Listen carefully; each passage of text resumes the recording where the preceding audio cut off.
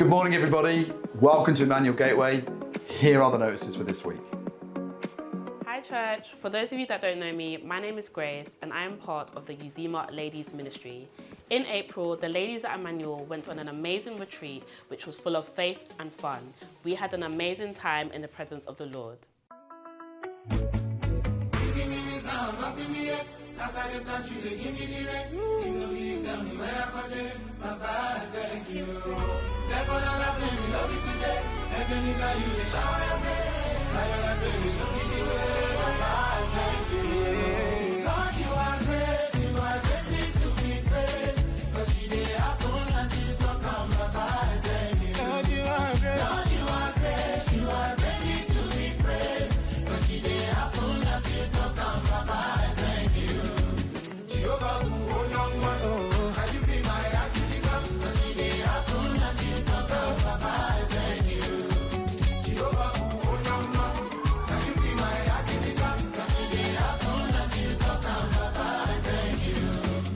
To deny you, all of my blessings are divine, oh. When I look around, oh, all I see now your hand, oh. Oh my daddy, oh, when it's hour, you didn't make them sweet, oh.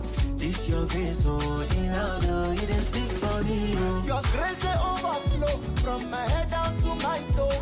Yanni, your love is ever sure. I will let the whole world know. Now you are. I sing the Lord with our hearts, telling the joy we will tell forever. Though the night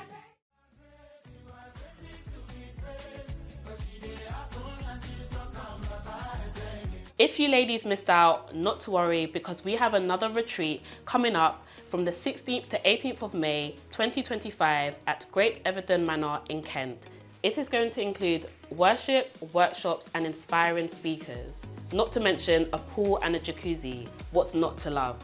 The full cost of the retreat is £185, which covers food, accommodation and activities. To secure your spot, you'll need to pay a deposit of £18.50.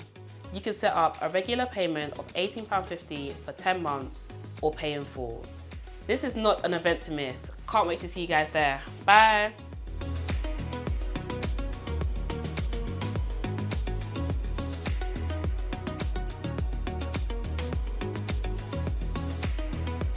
On Sunday the 28th of July, we'll be hosting our Grill and Chill event after our Sunday celebration service. It will be hosted by a Turkish catering team known for hosting some major celebrities.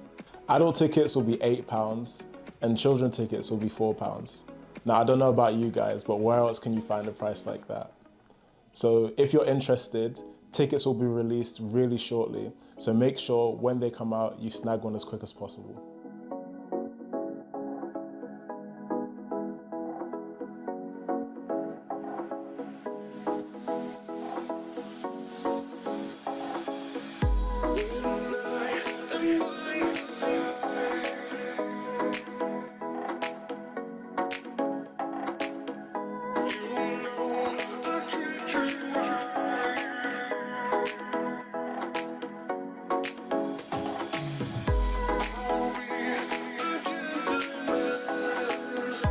Hi guys, it's Naomi. Just a really quick reminder that Dwell is tonight. If you haven't signed up already, it's not too late to do so in the foyer. Don't forget to bring a friend. See you tonight. Well, I hope that you've all managed to make note of all those announcements. That's it for this week, but there's more coming. Make sure you keep your ears peeled, your devices up to date, and we'll see you in the coming weeks.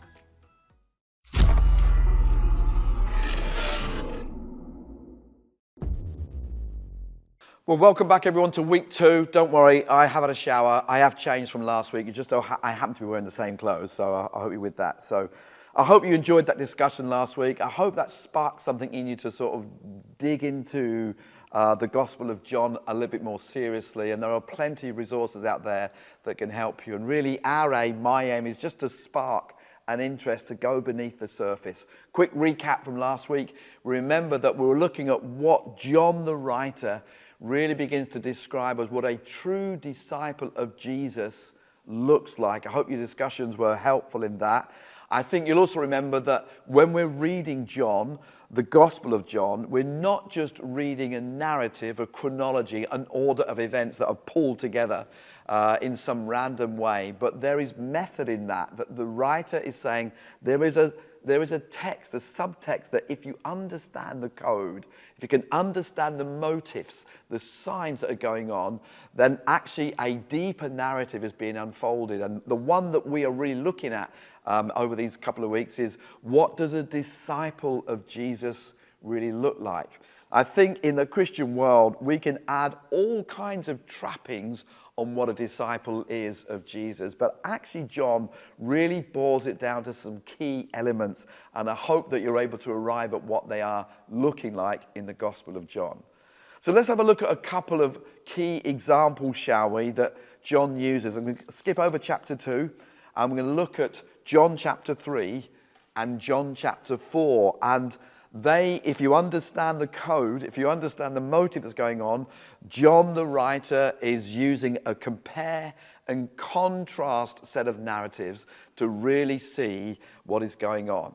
So John chapter 3 really talks about the encounter of Nicodemus as he begins to seek out Jesus and ask him some questions of clarification, again, about who he is. Remember back in chapter 1, the Pharisees were asking John the Baptist the same question. Are you the Messiah? Who are you? Are you Elijah? Are you the prophet? They actually knowing who somebody is, not just by their name, but by their purpose. You know, that was very important in that culture. And so Nicodemus isn't just asking a question of what's your name, what's your national insurance number, and where you're from. He's asking something deeper than that. And if we catch the code that's going on, we've been to see that Nicodemus is trying to drill down. Who are you? Who are you really? What's really going on? What's beneath the surface of your purpose here? Now, John is a great writer. The more we understand where John is going, the more we understand the genius of his writing. And he describes of Nicodemus coming to Jesus. Can you remember that the time of day comes in the middle of the night? And that might be true, because Nicodemus may well have come to him. We can actually put wording around that to describe, well, this was a sensitive issue. Nicodemus was a rabbi of some renown. Jesus was a controversial figure. And maybe Nicodemus didn't really want to be outed. He didn't want to be seen with such a controversial figure. And so he comes to him at night under the cover of darkness just for a sense of secrecy. That is certainly one interpretation on the surface.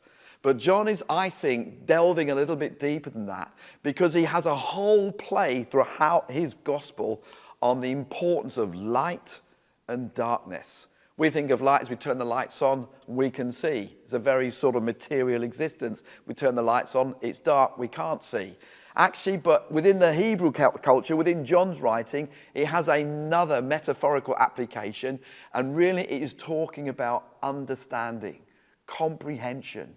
Do you get it? We use that phrase a little bit today. When the light bulb comes on, suddenly the idea becomes clear.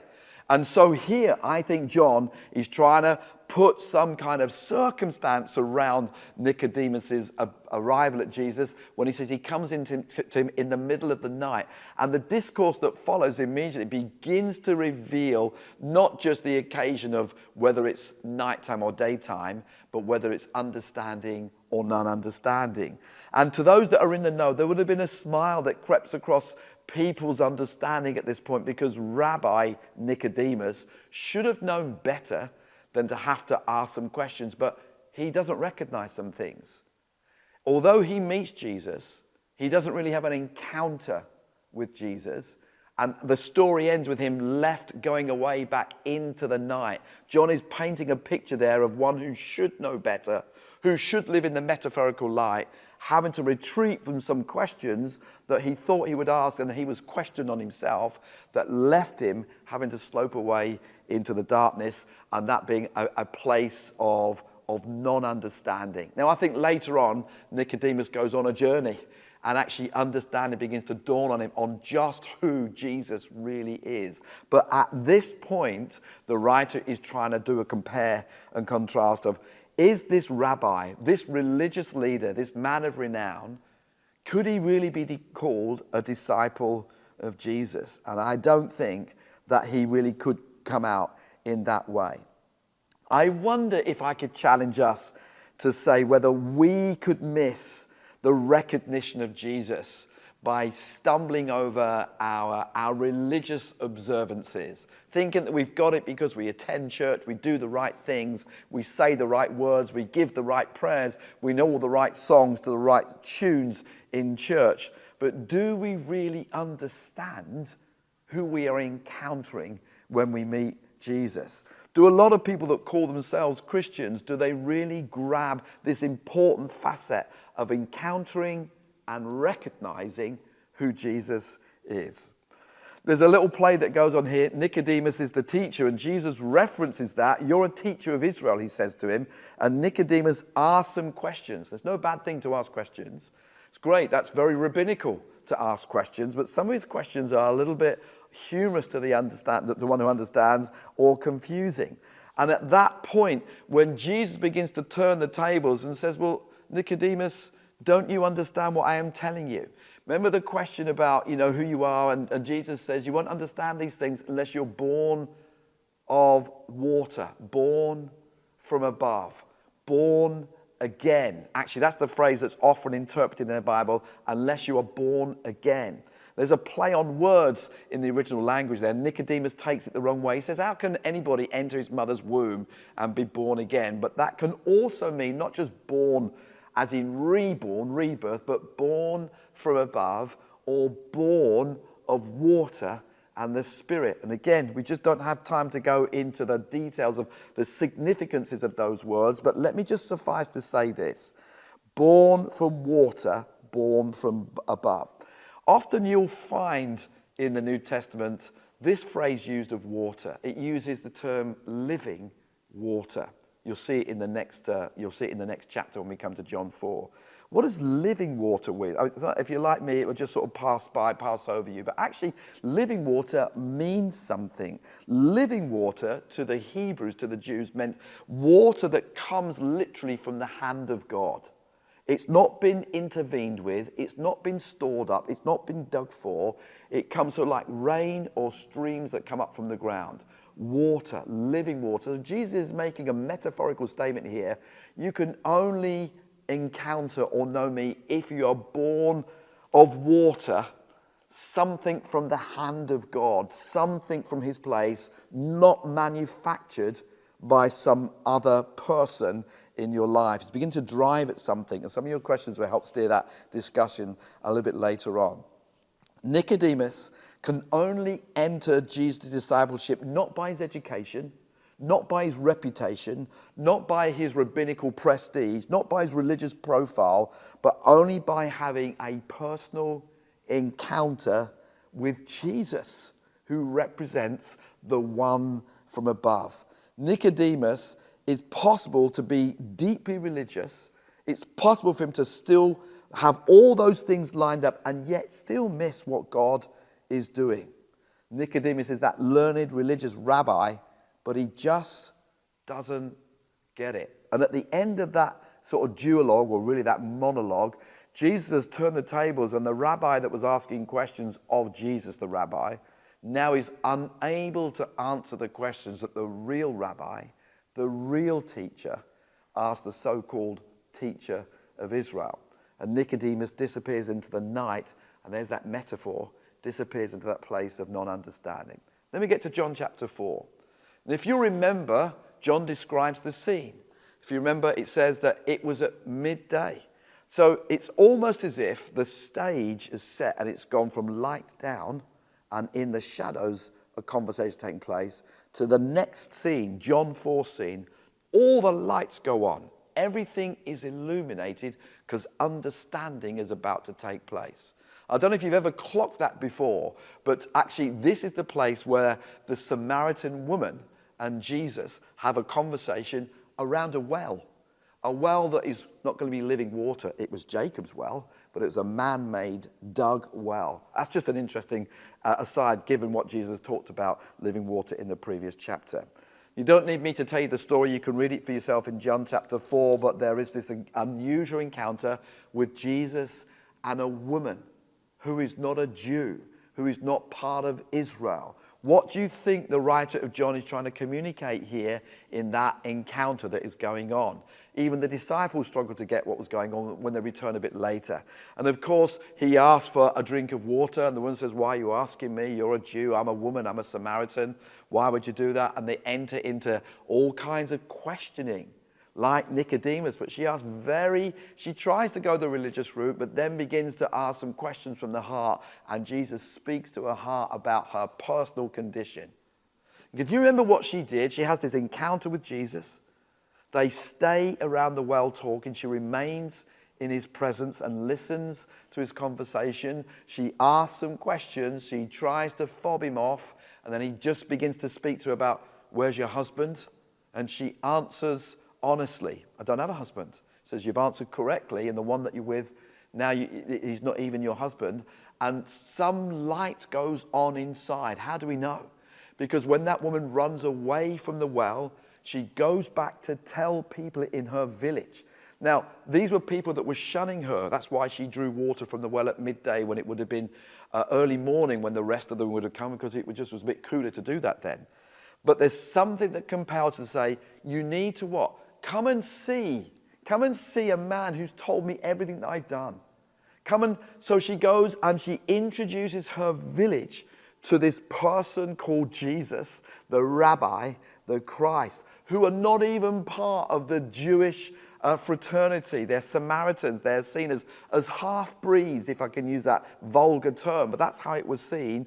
But she brings them, and Jesus engages with them. If you look at the end of that particular encounter, it says those people said to her, "We came because you told us, but now we believe because we have heard him ourselves." What do you think John is trying to say there as he describes what a disciple really looks like? What do you think John is trying to observe between the comparison between Nicodemus, who was part of the chosen, part of the Jewish fraternity, sat very high up the social strata, who was an educated rabbinical scholar going away into the night, versus this Samaritan woman, outcast from Israel, worshipping in what they would have been seen as the wrong place, not in Jerusalem, encountering Jesus in broad daylight. Remember, light is a metaphor for understanding. She gets it. She brings people along. He stays with them. Did you catch that? In those verses, Jesus remains with them for several days, and they stay together. These are all clues that John, the writer of the gospel, is trying to help us understand this is what disciples look like. So, if I can help you with your questions, I want you to begin to understand, with your knowledge from last week, with what we see compared here, what do you think the writer is trying to show us real discipleship of Jesus looks like? What are some of the hallmarks? What are some of the comparisons that you can see between these two accounts in John 3 and John 4? And how does it affect the way that you operate as a disciple of Jesus today? Would you just gather around in your circle, go and grab a hold of those questions, or listen to as they come to you, and I'll be really interested to gain some of your feedback a little bit later on. The Lord bless you. Look forward to it.